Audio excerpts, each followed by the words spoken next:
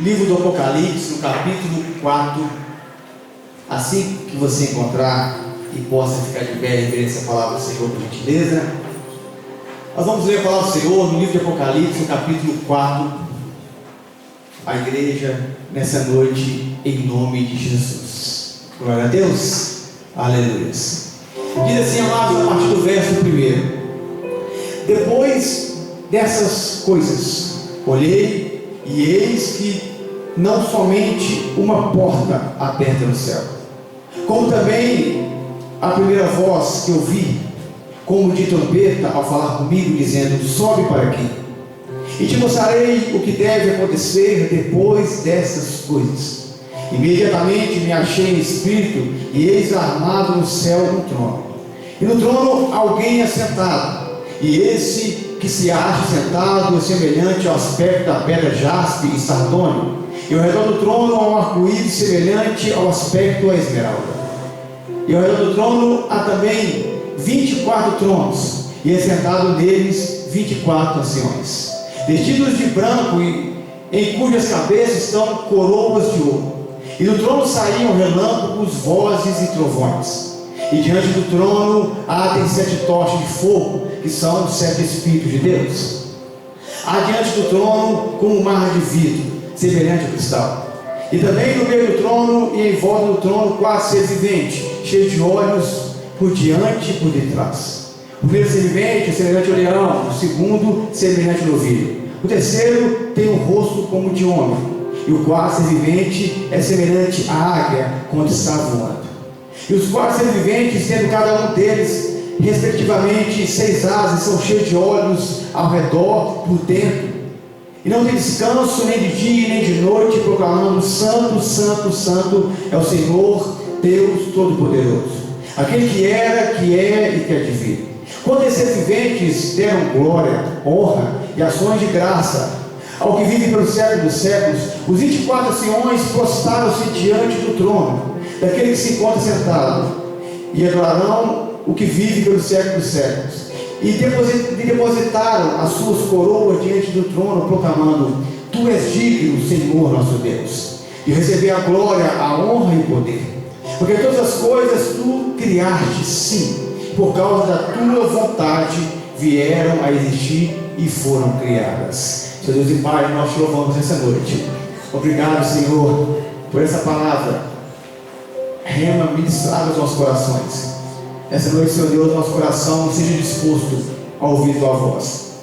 Essa noite, Senhor Deus, nosso coração seja disposto, Senhor Deus, a ser um lugar onde o Senhor possa habitar. Como terra seca e sedenta, Senhor Deus, derrama a água da vida sobre cada um de nós. Senhor Deus, faça cada um de nós aqui o teu templo, a tua morada. Que a boa semente, a tua palavra, encontre uma boa terra, Senhor Deus, que possa frutificar o Senhor. Tire, Senhor Deus, tudo que é de preocupação do nosso coração, do nosso espírito, e a nossa mente agora seja levada ao Senhor. E que a graça do Senhor seja manifesta, revelada, Senhor Deus, em cada coração.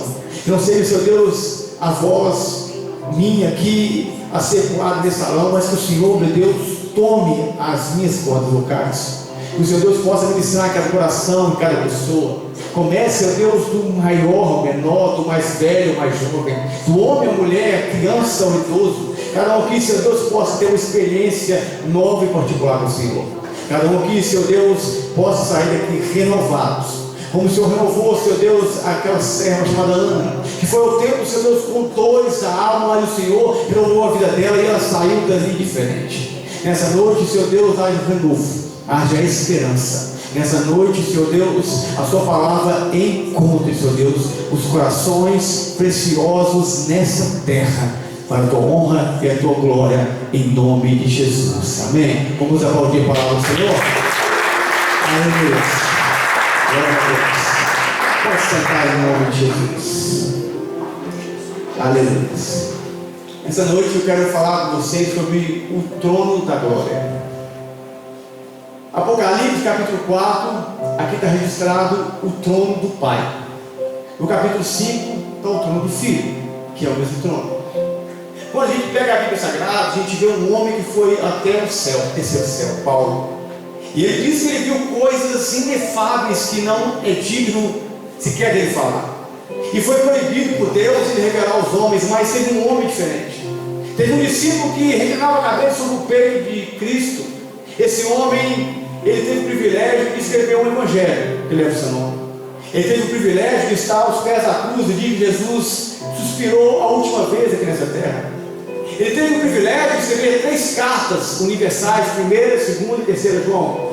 Ele teve a oportunidade de escrever aqui o livro do Apocalipse.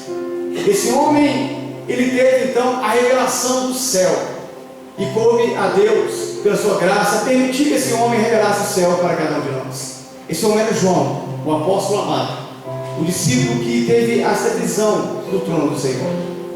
Quando a gente pensa na melhor coisa que você pode ver na vida, a melhor coisa que você possa ver no céu, não são os bilhões de estrelas que existem, não são as infinitas galáxias com as coisas maravilhosas, as luzes e explosões atmosféricas que existem. Não é isso que encanta os nossos olhos. A maior revelação dada, revelada ao homem é Deus. A maior revelação proposta aqui no Apocalipse é o céu. O céu é uma revelação que foi dada, que foi fundada, que é explícita aqui no nosso coração. A maior visão universal não são os anjos que ele fala. A maior visão enquadrada na Bíblia não são os serafins e os querubins, não são anjos de fogo, não são anjos que estão com espada flamejante, não são anjos que estão ao redor e perto ali do Senhor. A maior revelação que podemos ter, enxergar e ver, essa revelação, ela vem do trono. O trono é a maior revelação que o homem possa ver. O trono é a maior revelação que o homem pode alcançar. E João agora vivia um período crítico, onde ele era bispo da igreja de Éfeso. Éfeso é uma igreja da Ásia, e João agora pastor, bispo daquela cidade, daquela igreja do Senhor que crescia. Ele agora é perseguido pelo Império Romano. O texto diz que o imperador de Roma, chamado Domiciano, ele perseguia João, queria matar aquele homem. Ele então pega João e coloca João em uma ilha, que é o presídio. Diz a história que antes de chegar em terra, os prisioneiros eram lançados em mar. E eles iam a nado até chegar na beira da praia, na areia, para então tentar sobreviver. João foi lançado ali, para não mais proclamar, para não mais falar o Evangelho, para não ter mais voz ativa no meio da igreja. Mas esqueceram que Deus é o Deus de oportunidade. E Deus agora encontra João na ilha de Patmos. Depois de tentarem matar João em um caldeirão fervendo de óleo, ele é lançado nesse local e Deus o encontra. Quando ele está ali, Deus, em divina revelação, toma João e começa ali a revelar para ele o céu. E no capítulo 4 aqui, João vai esboçar isso para a gente. O capítulo 1, João tem a revelação máxima, que é Cristo, a pessoa de Cristo. Ele vê Jesus com os cabelos brancos, com roupa sacerdotal, com a espada saindo da sua boca, com os olhos como chama de fogo, com o rosto como o sol reluzente. E no capítulo 2 e 3, ele vê ou ele recebe as cartas para enviar às 7 igrejas. Mas no capítulo 4 é uma transição de esfera. Deus muda a visão de lugar. Até o capítulo 3 a visão é na terra, para a terra. No capítulo 4 a visão do céu. Então no capítulo 4 acontece algo diferente. E por isso que no capítulo 4, verso 1, João, ele vai registrar na Bíblia, escrito assim: depois dessas coisas. Depois de quê? Depois do tempo da igreja, depois do tempo da perseguição, depois do tempo de dor e sofrimento nessa terra, haverá um tempo em que Deus vai velar o céu para nós. Depois do tempo de angústia, depois do tempo que a igreja luta e milita aqui por essa terra, haverá uma grande revelação para cada um de nós. No capítulo 4, o capítulo do arrebatamento, é o capítulo onde a igreja é arrancada, é retirada daqui. E por isso que aqui ele diz: depois destas coisas.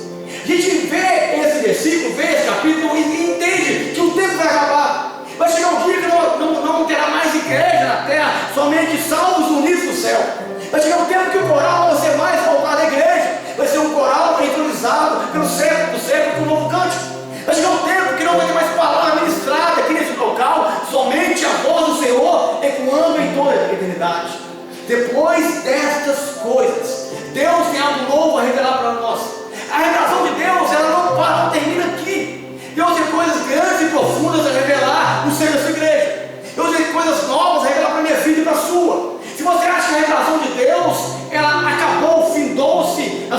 olhe que você está enganado. Deus tem coisas novas a revelar a cada um de nós. Deus, Ele formula o cenário. Ele tira você da terra e leva para o céu. Ele tira você da posição que estava causando dor e sofrimento. Ele leva você a uma condição que você agora só tem gozo e alegria. Depois dessas coisas, depois desses tempos, nós estaremos com o Senhor. Depois desse grande sofrimento, dessa grande perseguição, depois de você tanto lutar, perseverar, você estará com Ele. Nós estaremos com Ele. Ele chamará cada um de nós, e nós não mais estaremos aqui, estaremos com o Senhor para o século de toda a eternidade. Depois dessas coisas, fala João, eu olhei. O interessante é que João, ele surpreende aqui nesse relato, porque ele estava em morir, cercado por água, cercado ali por bestas feras. Talvez algumas pessoas ali, alguns prisioneiros próximos a ele, a gente não sabe. Mas João não tinha onde olhar, não tinha o que mais fazer. Cercado por problemas e dificuldades, mas o céu estava aberto para ele. João aqui, ele deixa de olhar a circunstância ao redor dele e foca os olhos no céu. É isso que nós temos que aprender aqui com João. Quando as coisas nos cercam na vida, quando os problemas, as águas das tribulações cercam cada um de nós, temos que tirar os olhos da terra e focar os olhos no céu. Temos que tirar os olhos onde nós estamos e focar os olhos no Senhor. Temos que tirar os olhos das nossas tribulações e focar os olhos em Deus. João, ele deixou de olhar para o que estava ao redor dele só tinha prisão, ao redor dele só tinha água, só tinha pedra, só tinha mato, só tinha caos, só tinha tristeza. Mas quando ele olha para o céu, ele vê uma nova revelação. O que falta às vezes para nós é tirar os olhos da nossa aflição, do nosso sofrimento e focar os olhos em Deus. O que falta às vezes para nós é tirar os olhos daquilo que nos perturba e focar os nossos olhos ao Senhor. É mudar a direção dos nossos olhos. O imperador que tentou tapar a boca de João, mas não impediu João de enxergar o céu. Talvez as pessoas tentam calar você, tentam pedir você de caminhar, de andar, de prosseguir, mas ninguém pode pedir você de ver o Senhor. Ninguém pode pedir você de achar Deus, de encontrar você em uma ilha deserta, abandonado, preso, cercado de problemas e dificuldades. Deus acha contra você, e Deus achou ali João naquele dia. Ele olha para o céu e a porta estava aberta na reta da ilha de Pátimos. O céu estava aberto ali na direção dele. E João tirou os olhos da terra e foi focado no céu, amado. Talvez você tenha vivido a vida inteira com seus olhos focados na terra, mas é hora de você mudar o foco, parar de olhar as coisas da terra e começar a olhar para o céu. Porque no céu tem revelação do trono, tem revelação de Deus. Aqui na terra tem caos, aqui na terra tem tristeza, angústia, decepção, mas no céu não. Aqui na terra tem muitas dificuldades, mas no céu tem alegria. Aqui na terra tem muitos problemas, mas no céu não tem. Ele tirou os olhos do sofrimento e ele focou os olhos em algo novo que viria para ele. E quando João ele olha para cima, ele viu uma porta aberta. João só viu a porta porque ele mudou a direção da visão dele. Tem muitas portas que Deus abre para você que você jamais vai enxergar se você não mudar o seu foco. Tem portas abertas para você que você vai conseguir ver se você mudar a direção dos seus olhos. Se você não mudar a sua vida, não mudar o seu caráter, o seu comportamento, jamais você vai chegar às portas novas de novas oportunidades. João teve que mudar o seu foco, mudar a sua vida, mudar a sua direção, e ele então começou a enxergar algo novo. Ele só viu a porta porque ele olhou para o céu. Tem oportunidades, irmãos, que você está perdendo, que você não está olhando para Deus. Tem oportunidade que você está perdendo, que você não está olhando para o céu. Você tem olhado, focado a vida em tantos problemas, em tantas circunstâncias, mas aquele homem aqui, ele tira os olhos daquilo que impedia ele de ser feliz, e ele então foca os olhos no céu. Nós temos que olhar, nós temos que tirar os olhos das nossas dificuldades e focar no Senhor. O que impede você hoje? O que atrapalha você? O que bloqueia você? E o texto vai dizer assim, no capítulo 4 de Apocalipse, verso 1: depois dessas coisas olhei, e eis que estava somente uma porta aberta no céu. Deus abre portas da gente. Quando o homem fecha ao nosso redor, Deus abre uma porta no céu. Quando os homens fecham ao seu redor, quando cercam o seu limite, Deus abre uma porta nova. Deus coloca uma porta nova sobre a sua vida. É isso que Deus fez aqui com João. revela a ele uma porta. Como todas as portas estavam fechadas na terra, João não podia mais andar, não podia mais pregar, João não podia mais ir na sua igreja, João não podia mais fazer nada, estava preso na ilha. Quando todos fecharam as circunstâncias ali para João, Deus abriu uma nova. Deus abriu um céu para ele. Tem um céu, irmãos, para ser revelado a nós. Nós temos que tirar a direção daquilo que nos causa sofrimento. O interessante é que o texto fala aqui, havia uma porta, porque Deus é um Deus de confusão, Deus não abre duas portas para você, Deus abre apenas uma. Deus tem apenas um propósito. Deus tem apenas uma meta para cada um de nós. Pastor, Deus me deu dois propósitos. Não, Deus não abre duas portas, Deus abre uma. Nosso Deus não é Deus de confusão, nosso Deus é um Deus de clareza, é um Deus de transformação. Ele abriu aqui apenas uma porta, porque só há um caminho, só há um evangelho, só há uma salvação, só há um salvador. Só há uma porta, só há um acesso para chegarmos ao céu. E é por essa porta que ele chama cada um de nós a adentrarmos lá. Não adianta você procurar outros caminhos, é o caminho, é a porta que Deus revela para você, é a porta do evangelho, é a porta de Cristo, é a porta da cruz. Esse é o caminho revelado para que o homem possa conhecer o Deus que está entronizado, para que o homem possa alcançar a relação que João teve aqui. Ele viu uma porta aberta aqui. Irmãos, tem propósito que não pode ser revelado. Se você tiver em uma esfera terrestre, você tem que se transpor a uma dimensão espiritual. O céu só foi revelado a João porque ele foi arrancado, arrebatado pelo Espírito e levado ao céu. A revelação do céu não pode ser revelada na terra. Se você estiver na carne, o céu não é revelado para você. Você quer que coisas inefáveis sejam reveladas para você, mas você quer que seja revelado na terra. Tem que transportar nossa alma, nosso coração. João estava ali naquele local e diz o texto, a porta estava aberta por dentro, irmão, porque é Deus que abre a porta, é Deus que faz o convite. Não é você que sobe pelos seus méritos, não é você que sobe pela sua força do seu braço, é Deus que escancara ali a porta do céu e faz o convite para nós. Vem, sobe aqui. É Deus que faz essa chamada. Esse propósito é Deus que revela para nós. Nós temos que olhar para cima e ver o céu aberto sobre nós. Aquela porta aberta revela o céu, revela Deus. Irmãos, Deus nunca vai abrir uma porta para você que ele não vai ser revelado. Deus não abre uma porta para você que vai revelar o pecado. Deus não abre uma porta para você que vai tirar você do caminho da santidade. Deus não abre uma porta para você que vai tirar você do caminho da palavra dele. Deus revela portas que levam você a Ele. Deus abre portas que levam você diante do trono dele, da palavra dele. Pastor, abre uma porta grande para mim, mas eu tenho que abdicar da minha família. Essa porta não é de Deus.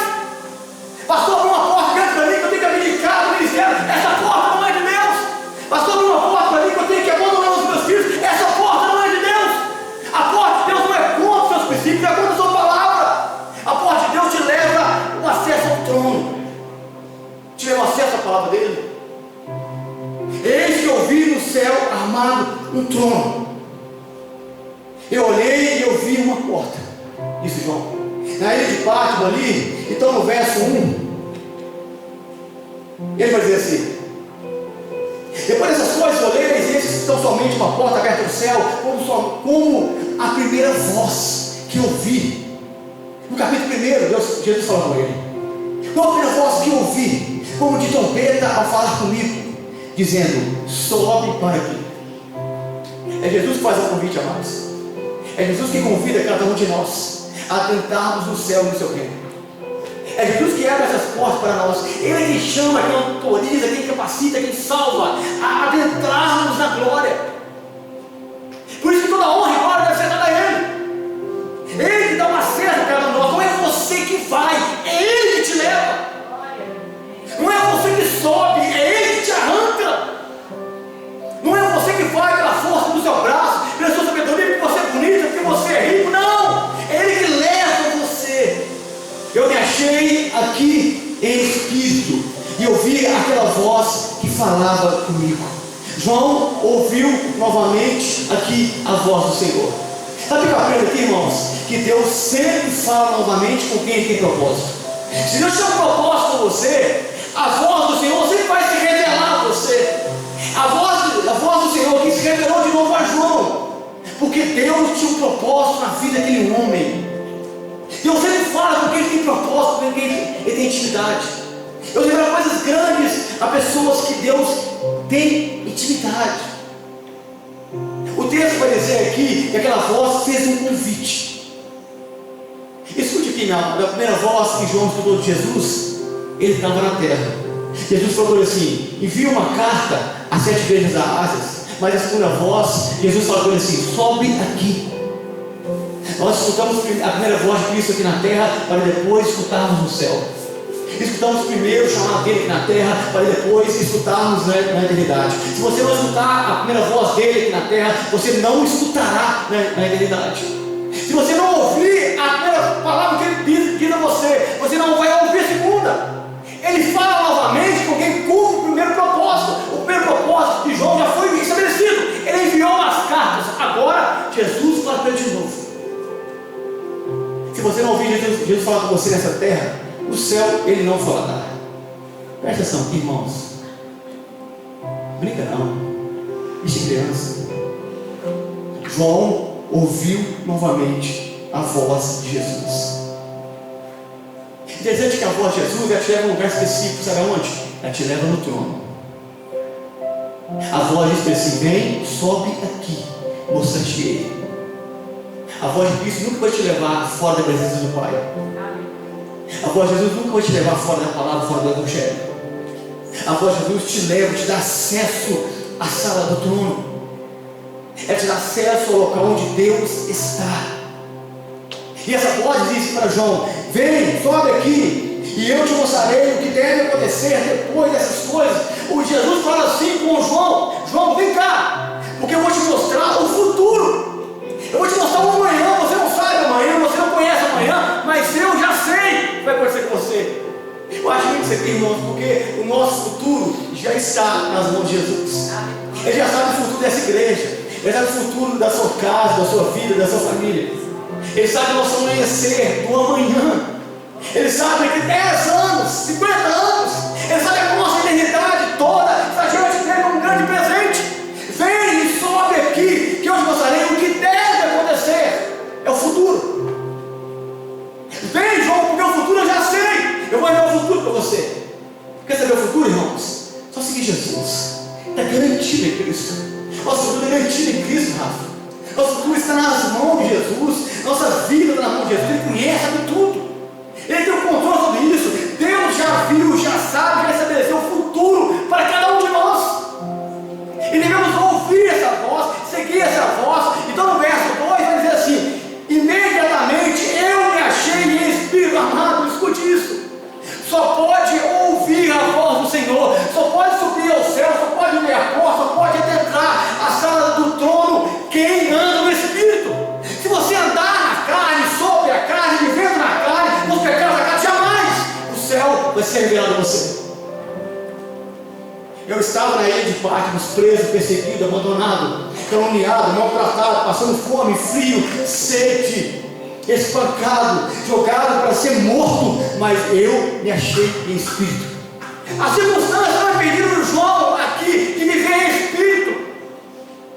E porque ele estava em espírito, foi proporcionado para ele essa grande revelação. Talvez que falta para você ter grandes revelações e propósitos de Deus na sua vida é andar em espírito, é viver em espírito, é ter um coração mais espiritual do que carnal, é ter a mente mais sã e santa do que profana, é ter suas mãos mais consagradas do que os seus desejos. Eis que eu me achei em espírito. Só pode entender o céu assim. Ninguém entende o céu na carne, irmãos. Ninguém entende o céu vivendo no pecado. Ninguém vai ver o trono da glória vivendo com uma vida promíscua.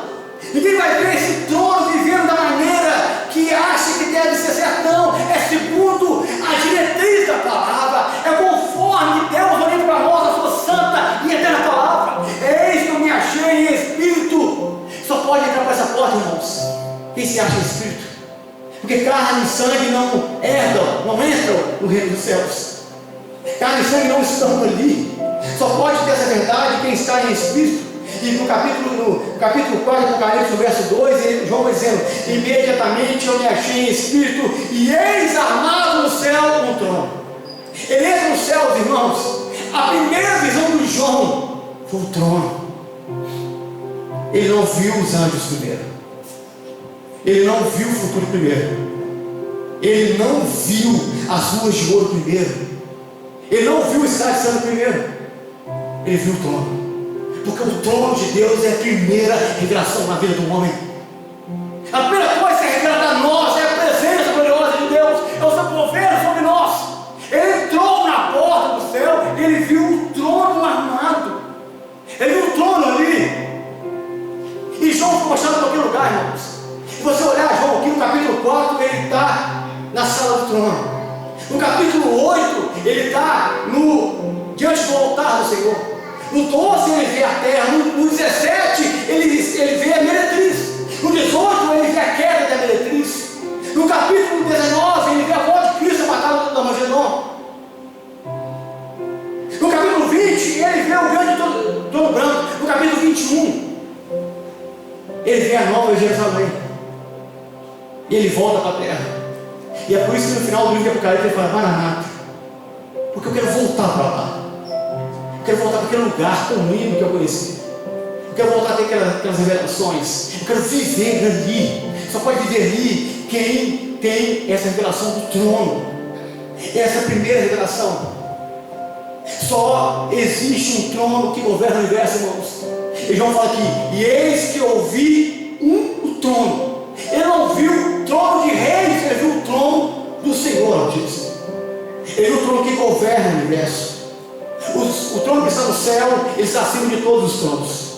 Ele está acima de homens, de leis. Ele está acima de imperador da terra. Ele está acima de políticos, de governantes. Ele está acima de homens e de mulheres. Ele viu aquele trono armado ali. E o texto vai dizer assim: eu vi o trono e alguém assentado. Ele olha para o trono, irmãos, ele não identifica. Não consegue ver. Porque o brilho, a glória do trono era muito grande. Um aspecto como jaspe, sardônico, uma pedra vermelha, uma pedra branca, que representa a santidade e a justiça do Senhor. Estava ali em volta, aquele trono, aquele brilho vermelho, aquele brilho branco, exalando do trono. Mas é interessante que ele fala: eu vi alguém assentado no trono. Sabe o que João está nos revelando aqui? Que o trono da eternidade sempre esteve ocupado. O trono de Deus sempre esteve ocupado. Deus nunca abandonou o seu trono. Deus nunca deixou o seu trono. É quando os tronos da terra são trocados de líder, o trono da eternidade sempre esteve ocupado. E quando os tronos da terra sempre ficam desocupados e vagos, o do céu sempre se manteve ocupado por alguém que estava assentado. João, ele olha ali e ele não consegue ver o rosto daquela pessoa, o rosto daquele ser que estava no trono, porque ninguém consegue ver a face de Deus. Não é isso que Moisés pede ao Senhor: Senhor, deixa eu ver tua glória, tua face. E Deus está falando com Moisés: Moisés, você não pode ver a minha glória, você vai morrer. Vou passar de costa e um fio fiado na minha glória vai iluminar você. E como as costas do Senhor iluminou Moisés, ele quase morreu. A glória das costas transfigurou o rosto de Moisés, o rosto dele brilhava. Mas quando João ele olha para esse trono, o trono ele vê alguém assentado. E eu comecei a entender que você só consegue ver a face do Deus desse trono através de Jesus. Porque quem vê o Filho vê o Pai. Quem vê o Pai vê o Filho. Você quer saber o rosto? Quem sabe nesse trono amado? O rosto dessa pessoa é o rosto do Filho amado, Jesus Cristo. É o rosto que está ali. Mas a glória que estava ali, como é por causa do capítulo 1, que João viu o seu rosto como o sol na força maior, o impediu de ver. Ele viu alguém assentado ali, governando ali. Assentado quer dizer que estava sob controle, que estava em paz, que estava no domínio, que estava em tranquilidade. Porque ninguém pode ameaçar o reinado do trono de Deus. Ninguém pode usurpar aquele trono. Ele sempre esteve ali, ocupado pelo Senhor. Desde a eternidade passada, os anjos sempre adoraram ele naquele trono. Mesmo o Verbo sendo encarnado, o Pai estava no trono, entronizado. E durante toda a eternidade, durante os 63 anos que o Filho estava na terra, o Pai era glorificado nesse trono. Aquele trono estava ocupado ali, e João vai dizer que, e esse se acha sentado, é semelhante ao aspecto de uma pedra de jaspe e sardônio. João começa a olhar para ele e vê a glória, um brilho translúcido que estava ali. Essa pedra de jaspe é uma pedra branca, mostra a santidade daquele que estava sentado sobre o trono. E a pedra de sardônio, uma pedra vermelha, translúcida, transparente, cor avermelhada, mostra aqui a justificação pelo sangue do Filho. João começa a enxergar aqui alguém assentado, santo e justificador. Porque essa visão que nós temos que ter de Jesus: santo justificador, aquele que perdoa os pecados, aquele que lava a nossa vida, aquele que troca as nossas vestes. E João tira os olhos daquele que estava no trono, e ele olha ao redor do trono. E no verso 3 ele vai dizer assim: e esse que se achava sentado é semelhante ao aspecto da pedra de jaspe e sardônio, e ao redor do trono há um arco-íris semelhante ao aspecto da esmeralda. Sabe o que João vê aqui? Ele vê a graça e a misericórdia revelada. Ele vê um Deus que cumpre pactos e alianças. Porque o arco de Deus estava ali, o arco-íris, o sinal do pacto de Deus com a terra, o sinal do pacto de Deus na época de Noé, depois do dilúvio. João vê um Deus que honra as suas alianças. Ele vê um Deus que ama cumprir os seus propósitos. Ele vê um Deus que zela pelas suas promessas. Nós temos que entender que cada promessa que o Senhor estabeleceu para nós, para a sua igreja, Ele há de cumprir. Porque Deus zela pela sua palavra, Deus zela pelo seu pacto. Ao redor do trono há um arco-íris verde, porque o verde é a esperança. Porque a primeira coisa que é revelada no trono é a graça, e não a justiça. A graça primeiro é oferecida a nós, a graça primeiro é ofertada a cada um de nós. Ele vê um arco ali verde na esperança da esmeralda, demonstrando que aquele trono da glória, aquele trono do Senhor é um trono de misericórdia, é um trono que nós possamos graça diante dele, apesar de ser um trono do Altíssimo, um trono inefável, um trono que governa de eternidade em eternidade. Ele é um trono de misericórdia. Talvez na terra ninguém te dá misericórdia, talvez você não ache misericórdia de ninguém nessa vida, mas no trono do Senhor você encontra. Em Jesus você encontra misericórdia. Em Jesus você encontra amparo, você encontra amor, perdão dos pecados.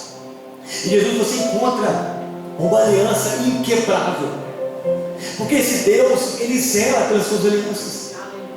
Deus não é um homem que faz um pacto, uma aliança, que aperta a mão, depois vira as costas e homem faz outra coisa. Não, Deus, Ele cumpre o que Ele falou. Se Deus estabeleceu algo sobre a sua vida, tenha certeza, Deus pode mover os céus e a terra, pode abrir uma janela nos céus, mas que Deus cumpre, Ele cumpre. Que Deus estabelece a sua vida, Ele estabelece. Se Deus tiver que destronar, se Deus tiver que remover, se Deus tiver que abrir o mar, se Deus tiver que mudar sentenças para Ele cumprir uma letra, uma vírgula, um ponto da sua história, Ele vai fazer, porque Ele é um Deus que zela por alianças. Ele viu um trono de alianças ali, e quando ele começa a ver aquele trono, ele vê algo espetacular naquele trono. No verso 5 ele vai dizer assim: do trono saem relâmpagos, vozes e trovões, e diante do trono ardem também 7 tochas, que são os 7 Espíritos de Deus. João agora deixa de ver o trono da graça e ele passa a ver o trono do juízo, porque o trovão, o relâmpago aqui representa o juízo de Deus. Porque primeiro Deus te revela a graça, depois Ele te mostra o juízo. Se você recusar a graça, você recebe o juízo. Se você recusar a misericórdia, o juízo é revelado a você.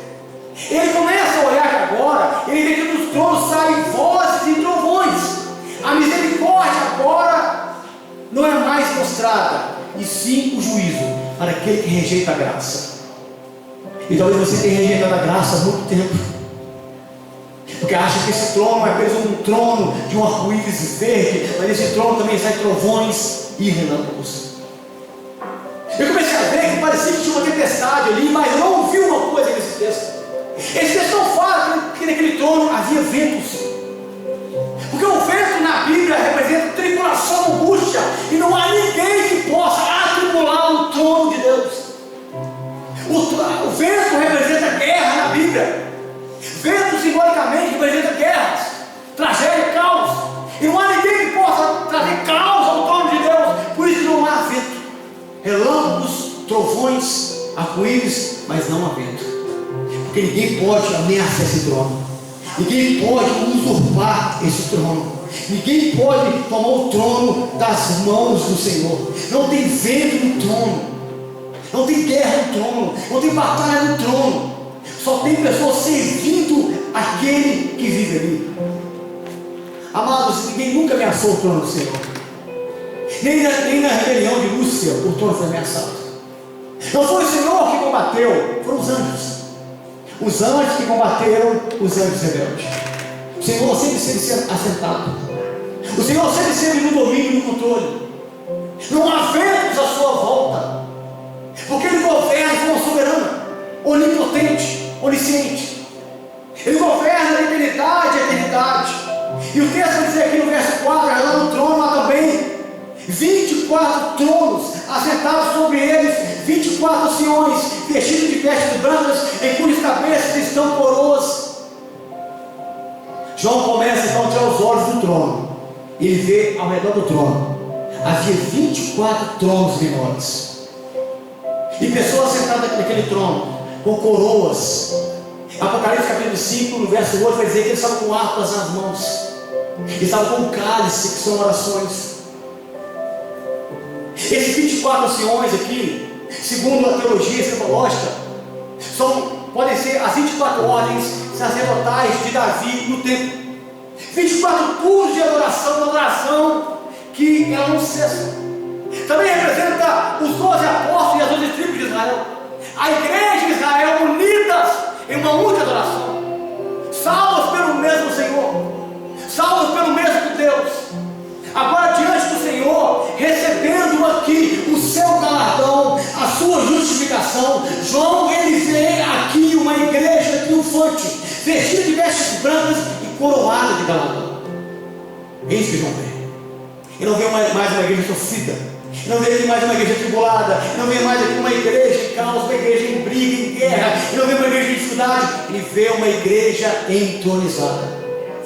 Ele vê uma igreja com uma coroa, a coroa da vida, a coroa da vitória. Ele vê uma igreja com harpa na mão, que é a harpa do louvor. Ele vê a igreja com cálice na mão, que são as orações. A sua oração está lá.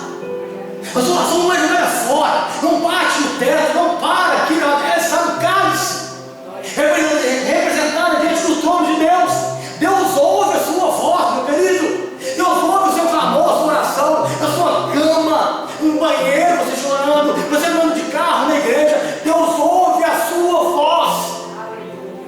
João viu os 24 anciões diante do trono do Senhor. Estava ali diante daquele trono. E no verso 5 vai dizer assim: do trono saem relâmpagos, vozes e trovões, e diante do trono ardem 7 tochas de fogo, que são os 7 Espíritos de Deus. Sabe o que João vê ali? O Espírito Santo. João viu o Espírito Santo diante do trono de Deus. Ele vê as 7 tochas ali. Só é possível, irmãos, você enxergar o trono por causa do Espírito Santo. O Espírito Santo que te revela Deus, Ele que te revela o trono, Ele te mostra o céu. A luz do céu é o Espírito Santo, é a glória de Deus, é a glória do Filho, é a glória do Espírito. Ele vê ali o Consolador presente e repousará sobre ele. Isaías 11:2. O Espírito do Senhor, de sabedoria, de entendimento, de conselho, de fortaleza, de conhecimento do Senhor, de temor do Senhor. 7 manifestações do Espírito Santo. João enxerga isso ali, a luz do candelabro dentro do templo, é a luz do Espírito Santo dentro de nós, iluminando para enxergarmos Cristo entronizado. Não tem igreja, não tem culto, não tem céu, não tem revelação do trono do Espírito Santo, e ele não pode ser desprezado, não pode ser esquecido no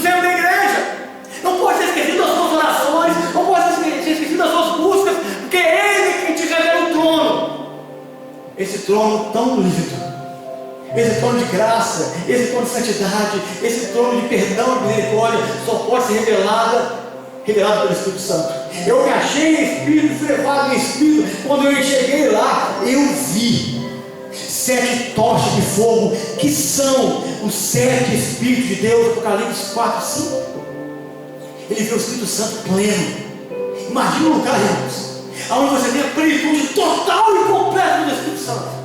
É diante do trono de Deus. João viu isso, sentiu isso, presenciou isso. Se na igreja nós sentimos, se na igreja nós buscamos, se na igreja nós queremos e recebemos apenas pequenas partes dele, imagina lá, imagina na glória, irmãos, imagina na eternidade, como que vai ser a presença dele. É por isso que a igreja está aqui entronizada, coroada, branca, com a harpa na mão, louvando ao Senhor, diante do trono. E o Espírito Santo estava ali, redor do trono, com 7 tochas, iluminando o ambiente. Se você desprezar o Espírito Santo na sua vida, jamais você terá a iluminação, a revelação, a luz da palavra. Jamais a porta é aberta para você, jamais o céu é escancarado, jamais você verá o trono de Deus. O Espírito Santo é que convence o mundo do pecado, do juízo. Ele diz para você está errado. Ele fala com você assim, ele pede perdão. Ele fala com você assim, olha, se passou do limite. Ele fala com você assim, olha, você precisa ser mais calmo, você precisa mudar, você precisa ceder, olha, você tem que mudar a trajetória, não faz mais isso, é ele que faz isso. Você acha que a sua mente sã, você acha que a sua mente é pura para isso? Não, meu amado, a Bíblia diz que o coração do homem é desesperadamente corrupto, o que faz em nós é o Consolador. É esse fogo que está aqui, que revela o trono, e esse fogo agora revela, no verso 6, capítulo 4, o mar de vidro. E diante do trono há como também um mar de vidro semelhante a cristal. E também no meio do trono, em volta do trono, 4 seres viventes, cheios de olhos por diante e por detrás. João olha ao lado do trono, ele vê um mar de vidro. O mar de vidro era uma bacia. No Antigo Testamento, o sacerdote se lavava em uma bacia de bronze, para ele adentrar no Santíssimo Lugar. Ele se lavava, se purificando, se santificando, para que ele então pudesse acessar a glória e a presença da Shekinah de Deus no tabernáculo. Aqui o mar de vidro, ele revela que a santidade volta no trono, que é impossível sem santidade receber o Senhor. Se você ama o pecado, meu amado, perto do trono não é isso. Perto do trono é um mar de vidro, suficiente para que a santidade e a graça envolvam aquele trono. Ele não é um trono de pecado, ele não é um trono de corrupção, ele não é um trono de maldade, ele é um trono de santidade. E se nós vamos nos santificarmos aqui, como veremos essa glória, como veremos aqui esse trono? Eu vi um mar de vidro aqui, e eu vi 4 seres viventes. João viu o que Ezequiel viu, a mesma visão de Ezequiel, a mesma visão de Isaías. João vê agora, revelado para todos nós. Está me entendendo, irmãos? Presta atenção, estou na metade ainda. Vamos até o capítulo 5, vamos até o capítulo 5 ainda. Vamos para o coração. O Evangelho de João, ele revela, ou melhor, o Apocalipse de João vai revelar aqui os 4 seres viventes, que são os 4 evangelhos. Ele revela aqui em Apocalipse capítulo 4, verso 5, verso 7. E há diante do trono, como um mar de vidro semelhante a cristal, e também no meio do trono, em volta do trono, 4 seres viventes, que são cheios de olhos por diante e por detrás. O primeiro ser vivente é semelhante ao leão, o segundo semelhante ao novilho, o terceiro semelhante com o rosto de homem, e o quarto ser vivente semelhante à águia. Aqueles 4 seres viventes demonstram o Evangelho. Os 4 evangelhos do lado da nós. A revelação de Cristo em cada evangelho representa o que Cristo nos revelado a nós. O leão, a realeza de Cristo em Mateus, o touro, o serviço de Cristo em Marcos, Lucas, a humanidade de Cristo como homem, e a águia, a divindade de Cristo em João. Ele vê a palavra ali, o evangelho redor daquele trono. E o texto vai dizer para nós que ele vê aquele trono aqueles 4 seres ao redor estavam ali, diante do Senhor. Meu amado, essa palavra que nós temos aqui, ela não é na boca de homem, ela saiu do céu, saiu do trono do Altíssimo. Somente essa palavra é capaz de mudar a nossa vida, mudar cada um de nós. E João, ele vai observando aquilo ali, e a Bíblia vai dizer que de repente João, ele vê uma coisa diferente. Os olhos dele focam de novo no trono. Presta atenção. E a Bíblia vai dizer assim: e vi na mão direita. A mão direita é a mão da graça, a mão esquerda é a mão do juízo, teologicamente. Toda vez que a destra de Deus é levantada, é a mão da graça, essa é a mão do juízo. Ele vê na destra daquele que estava sentado sobre o trono, Apocalipse 5:1, um livro escrito por dentro e por fora, selado com 7 selos. João olha para a mão daquele que estava sentado sobre o trono. Agora não é mais o trono do Pai, mas passa a ser o trono do Filho, porque é o Filho que tem o livro da redenção, é o Filho que tem agora o livro da salvação. E o texto vai dizer que o livro estava ali exposto na mão do Senhor, diante do trono. Os 4 seres viventes, os 24 anciões, olharam. Quando viram aquele livro, eles abaixaram, não foram dignos de olhar para aquele livro, porque era um livro que definia, iria definir o sacrifício de Cristo, a salvação de cada um de nós. Eu comecei a ver aqui que a salvação, a redenção, ela está no domínio, no controle das mãos de Jesus. Jesus tem o controle da sua terra fiel sobre a salvação de cada um de nós. Está nas mãos dele. O livro está escrito aqui, diz o texto, escrito por dentro e por fora. Sabe por quê? Porque toda a obra já foi completa. Deus já estabeleceu tudo. Deus já viu tudo. Desde a eternidade passada, ele viu tudo. Desde a eternidade, alfa, a ômega, Deus já viu tudo. E ele escreveu o livro por dentro e por fora.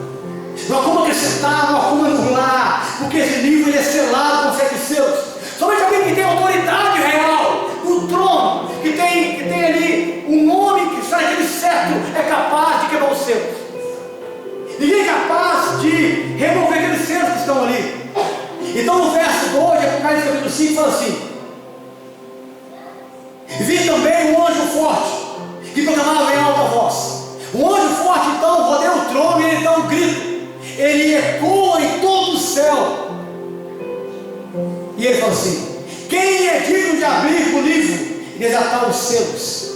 Verso 3: ora, nem nos céus, nem sobre a terra, nem debaixo da terra, ninguém podia abrir o livro, nem sequer olhar para ele. A pergunta feita no céu é respondida no Calvário. A pergunta feita na eternidade é respondida na cruz. Essa pergunta aqui é respondida em Jesus. Quem é digno de abrir, de pegar o livro e abrir os selos? Jesus é. Ele pode abrir. Jesus ele pode fazer isso. A pergunta ecoou na eternidade.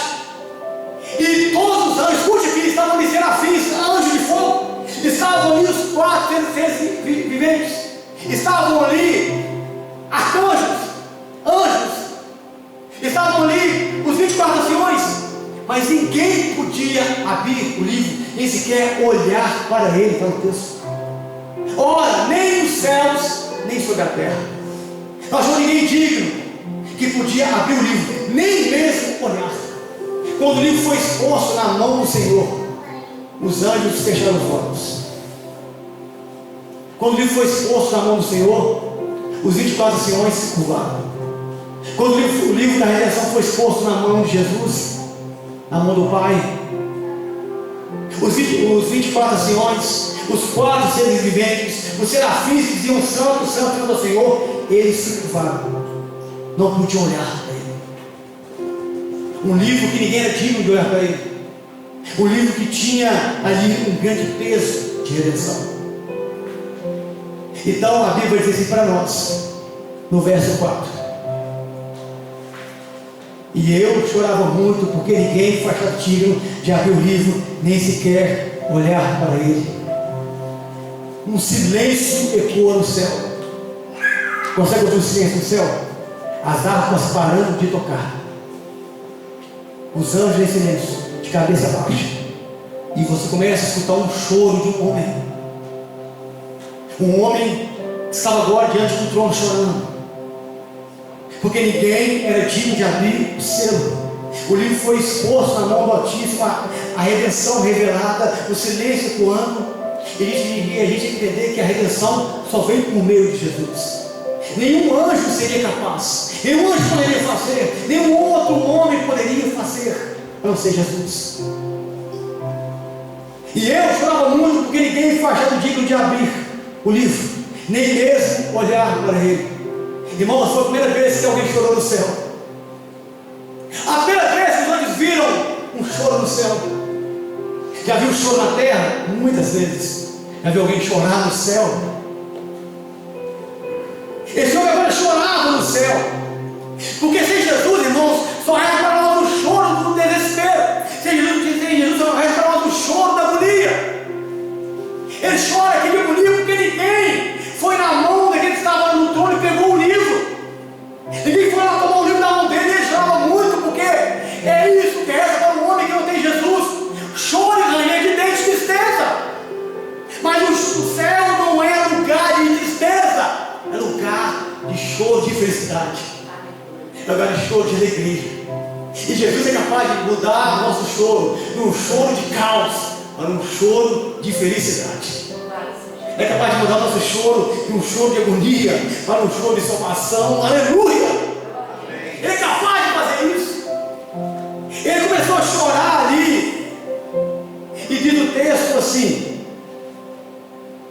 que aquele homem chorava até Jesus pegar aquele livro. Eu fico pensando em Jesus, irmãos, porque Jesus, ele chorou na terra para que nós pudéssemos nos alegrar no céu. Jesus chorou aqui na terra por cada um de nós, chorou por Jerusalém, para que você possa viver em alegria na eternidade, para que o seu choro se converta em choro de graça. Então o texto vai dizer assim para nós, no verso 5, Apocalipse 5:5: todavia um dos anciões me disse: não chore, eis aqui o leão. Achei isso aqui, irmãos, porque foi um dos anciões. Os anciões representam a igreja. Isso quer dizer reconhecimento. A igreja deve reconhecê-lo. A igreja deve adorar o nome do leão. A igreja deve saber quem é que ela segue, quem é que ela serve. Um dos anciões levantou e disse assim para João: não chore, eis aqui o leão. O leão é revelado para secar nossas lágrimas. O leão da tribo de Judá, ele venceu para que nós pudéssemos ter a salvação. Isso que a gente deve reconhecer. Mas sabe o que eu acho mais lindo aqui nesse texto? Acompanhe aí, Apocalipse 5:6. Estamos terminando. Então vi no meio do trono, presta atenção nisso, irmãos, isso aqui é muito forte. Então vi no meio do trono e dos 4 seres viventes, entre os anciões de pé, um cordeiro. Foi revelado a João, indicado para João, um leão, mas João viu um cordeiro. Porque antes de vermos Jesus como rei, temos que ver ele como Salvador. Antes de vermos ele reinando como leão da tribo de Judá, temos que vê-lo como Salvador, o Cordeiro de Deus que morreu para perdoar os nossos pecados. Foi mostrado para João: olha, não chore mais, ali está o leão da tribo de Judá. E diz: quando eu olhei, eu vi o cordeiro. Ele não viu o leão, ele viu o cordeiro. E a gente busca na igreja muito leão e esquece o cordeiro. Não tem leão sem cordeiro. Ele é leão hoje, sim, mas porque um dia ele foi o cordeiro. Porque um dia ele morreu, porque um dia ele doou o seu sangue, ele doou a sua vida. João ali, ele viu o cordeiro. E é isso que temos que ver. Antes de vermos o Senhor, antes de vermos o Senhor como rei, temos que enxergá-lo como Salvador. Temos que adorar não porque ele é rei, governa, não porque ele é o Senhor supremo do universo, mas porque ele nos salvou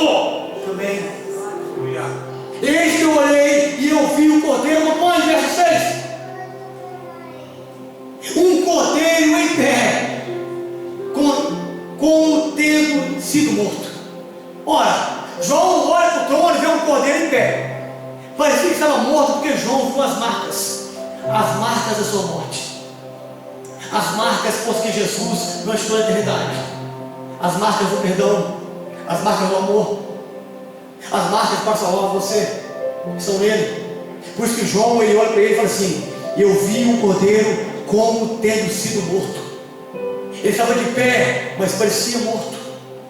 Eu vi as marcas dele, eu vi o sangue sobre ele, eu vi um furo sobre o seu lado, eu vi as suas mãos furadas, eu vi as marcas da crucificação sobre aquele cordeiro. São marcas de amor, são marcas da graça, da redenção que seguem Jesus.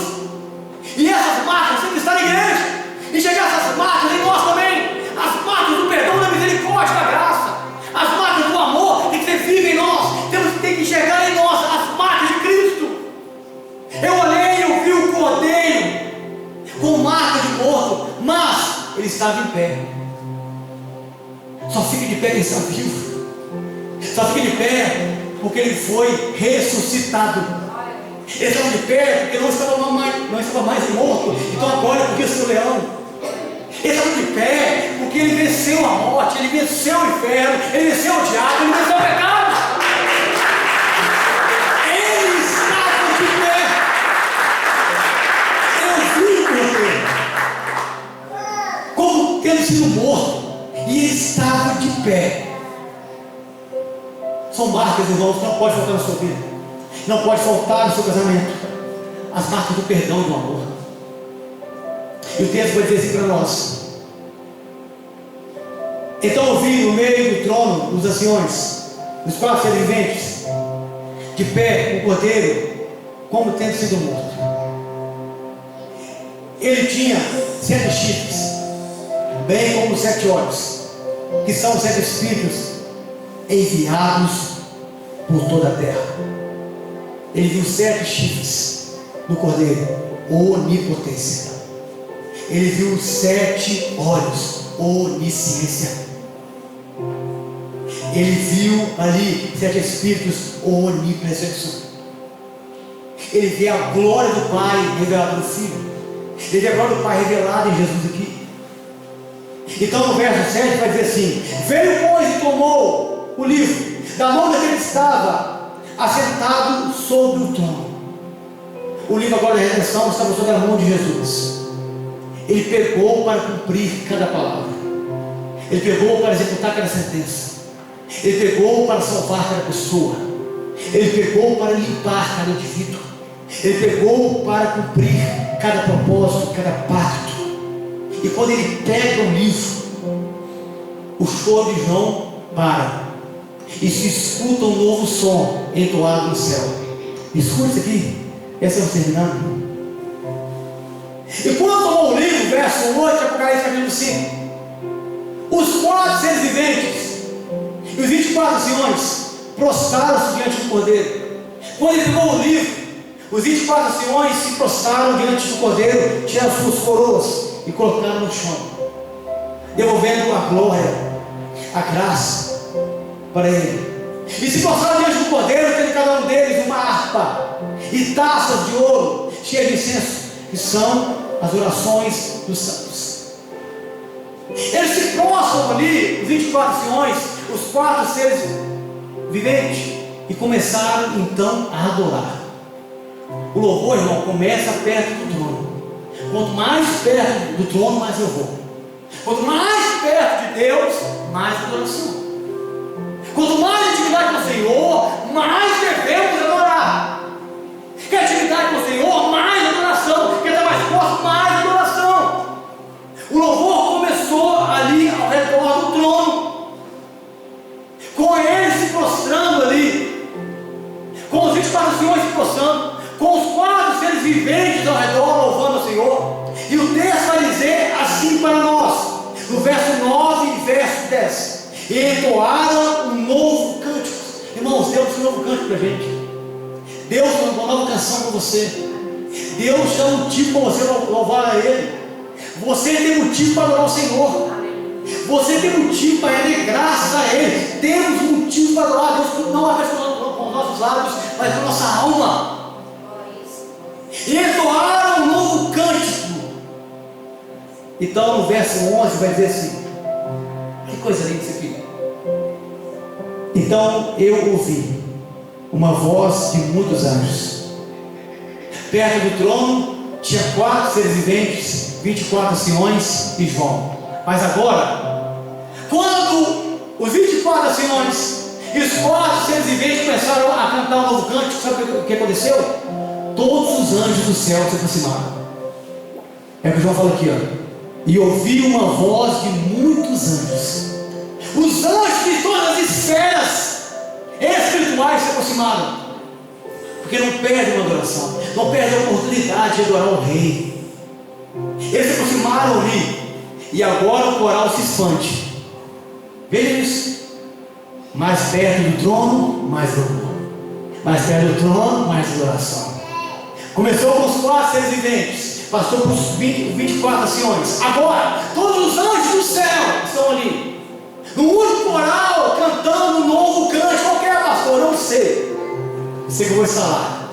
Vou te mostrar aqui. E o texto vai dizer para nós: eu ouvi uma voz de muitos anjos, Apocalipse 5:11, ao redor do trono, dos seres viventes e dos anciões, cujo número era de milhões, de milhões, de milhares, de milhares, infinita contagem. Bilhões de anjos estavam ali, reunidos ao redor do trono. Verso 13: então ouvi que toda criatura que há no céu e embaixo da terra, e sobre o mar, e tudo que neles há, estavam dizendo: aquele que está sentado sobre o trono do Cordeiro, seja o louvor, a honra, o domínio, a glória pelos séculos dos séculos. Aleluia. João, ele olha, ele vê o trono, 24 seres viventes, 24 anciões, todos os anjos do céu, toda criatura do céu, todas as criaturas da terra, embaixo da terra, no mar, sobre o mar, sobre a terra. Sabe o que João viu ali? Você. Ele me viu ali. Ele viu toda a criatura do universo, Ricardo. Ele viu todos os seres. Ele viu cada homem desde Gênesis até o final do Apocalipse. Ele viu todos os seres criados nos céus, na terra e embaixo da terra, adorando o mesmo cântico, a mesma oração. O louvor começou próximo ao trono e foi expandindo, foi crescendo, saiu do céu, alcançou a terra. A terra não teve louvor, alcançou as águas, alcançou então debaixo das águas, embaixo da terra. Então todo ser, toda criação agora louva ao Senhor. Há motivo para louvar. O céu é pequeno para tanto louvor que esse Deus merece. O céu não consegue conter a glória e a grandeza dele.